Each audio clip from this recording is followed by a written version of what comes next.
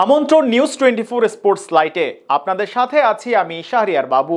চলুন দর্শক জেনে নেই আজকের খবরের বিস্তারিত রিপোর্টে। প্রথমবারের মতো টি-20 বিশ্বকাপের সেমিফাইনালের দ্বারপ্রান্তে ছিল বাংলাদেশ। 116 রান তারাই 12 ওভার 1 বলে জিতলে অভাবনীয় সেমিফাইনালে উঠত টাইগাররা। এমন অবস্থায় লক্ষ্য তারাই শুরু থেকে প্রয়োজন ছিল আগ্রাসী ব্যাটিং। লিটন দাস শুরুতে ঝড়ের আভাস দিলেও পাওয়ার প্লে শেষেই হঠাৎ দায়িত্বহীনতার ক্রিকেট খেলতে থাকে বাংলাদেশ। এক পর্যায়ে সেমির টিকিট কাটতে বাংলাদেশের প্রয়োজন ছিল 19 বলে 42 রান। ক্রিজে ছিলেন মাহমুদুল্লাহ রিয়াদ, যে সমীকরণে হরহামেশাই ম্যাচ জিতে 20 ওভার ক্রিকেটে, কিন্তু নূর আহমেদের করা ওই ওভারে 5টি ডট দেন মাহমুদুল্লাহ। বাকি একটি বলে বাউন্ডারি পরিণত করেন তিনি।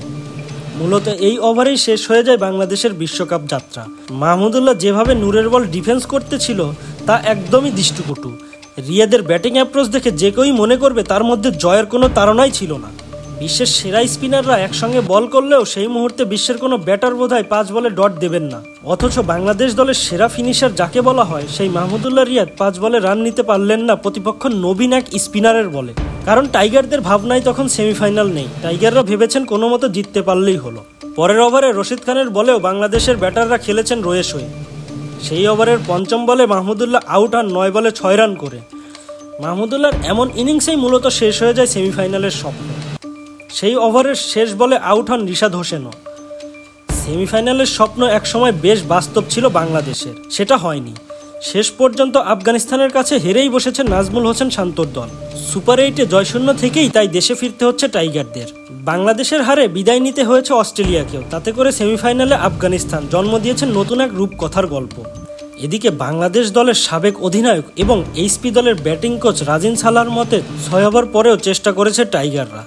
এক পাশে আগলে রেখেছে লিটন কুমার দাস, অন্য পাশ থেকে নিয়মিত বিরতিতে উইকেট পড়েছে। রাজিন বলেন, আমার কিন্তু মনে হয়েছে 6 ওভার পরেও তারা চেষ্টা করেছে। তাওহিদ হৃদয় ব্যাটে এসে যেভাবে তাড়াহুড়ো করলো, আমার কাছে মনে হয়েছে সে সেমির কথা মাথায় রেখেই খেলেছে। মাহমুদুল্লাহ রিয়াদ ভালো খেলতে পারলে ম্যাচ সহজ হতে বলে ধারণা রাজিনের, এজন্য আক্ষেপ প্রকাশ করেছেন সাবেক এই অধিনায়ক। রাজিন বলেন, আমি মানতে রাজি, তবে বাকি যারা খেলেছে তারাও ঠিকভাবে দায়িত্ব পালন করতে পারেনি। এত তাড়াতাড়ি এত উইকেট হারালো, বল টু বল খেলা উচিত ছিল। মাহমুদুল্লাহ রিয়াদ যদি খেলতে পারতো ম্যাচটা আমাদের জন্য সহজ হয়ে যেত, কারণ তার প্রতি আমরা অনেক ভরসা করি। আসলে মাহমুদুল্লাহ কি করতে চেয়েছিলেন সেটা তিনিই ভালো বলতে পারবেন। তিনি যখন ব্যাটিংয়ে ছিলেন, সেমিফাইনালে যেতে হলে 19 বলে রান লাগতো 43।